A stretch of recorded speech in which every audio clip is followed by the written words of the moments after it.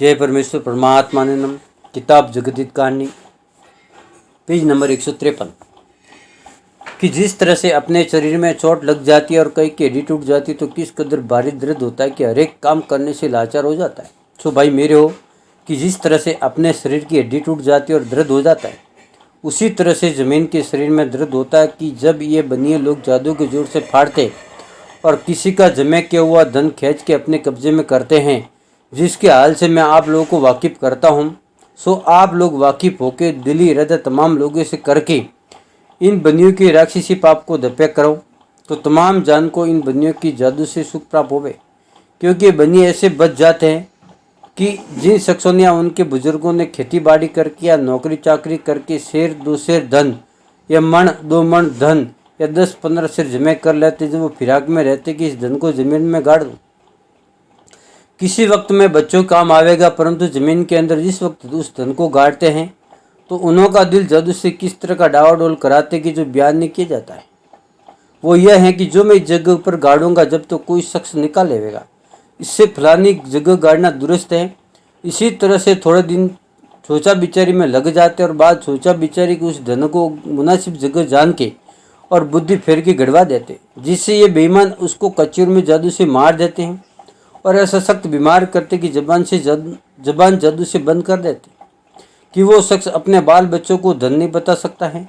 इससे उसकी नीति डावाडोल रहती है कि ये बनिए महाजन उसको जादू से ये सुझाते हैं कि या गाड़ो या वाह गाड़ो, तो जिस जगह ये बनिए चाहते उस जगह ज़मीन में गड़वा देते।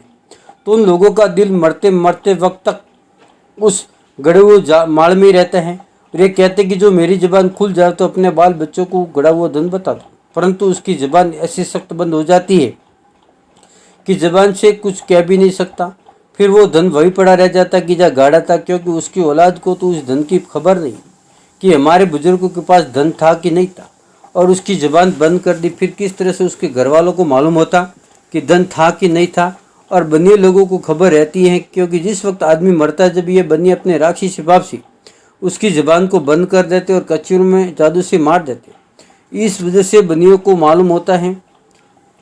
सो जबकि मर जाता है, पेज नंबर 154, और किसी को खबर नहीं रहती है।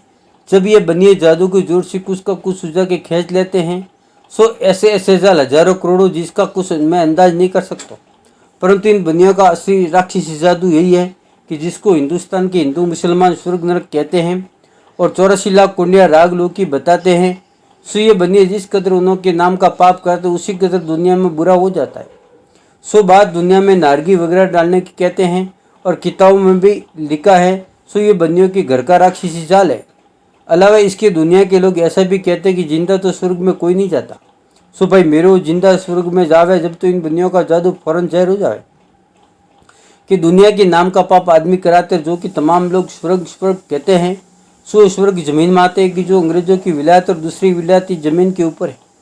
फिर ये जमीनी स्वर्ग और कई कुछ नहीं, और जो कि किताब में लिखा और उन किताबों के देखने सुनने वाले जो कई का कई पर स्वर्ग बताते और यकीन करते। सो वो रावण की तरह से इन बनियों ने जादू का स्वर्ग बनाया। सो उसके ऊपर रात दिन दुनिया के नाम का और जमीन माता के नाम का पाप कराते रहते, जिसकी तारीफ तमाम जान के लोग अपनी अपनी जबान से कर रहे हैं और ये नहीं जानते कि ये स्वर्ग नहीं है जिसको हम तमाम जान के लोग बोलते, क्योंकि रावण की तरह से बनियों का राक्षसी पाप है जिसे तमाम जान के लोगों की अकल फिरी हुई है। और स्वर्ग तो ये जमीन में आता ही है, क्योंकि रावण ने जो राक्षसी पाप चलाया था तो उसने भी तमाम जान के लोगों की अकल फेर दी थी कि जो दुनिया स्वर्ग को भूल गई थी और रावण के राक्षसी पाप को स्वर्ग जानती थी कि जो रावण की जिंदगी में संसार का बुरा होता जाता था और किसी को खबर नहीं पड़ती थी। परंतु शनिचर ने अपने ऊपर दुख पड़ते ही रावण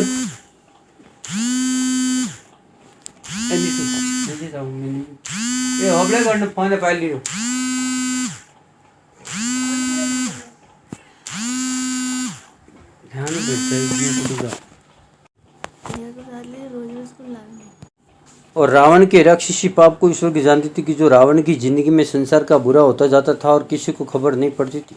परंतु शनिचर ने अपने ऊपर दुख पड़ते ही रावण के राक्षसी पाप को तमाम जान में प्रकट कर दिया।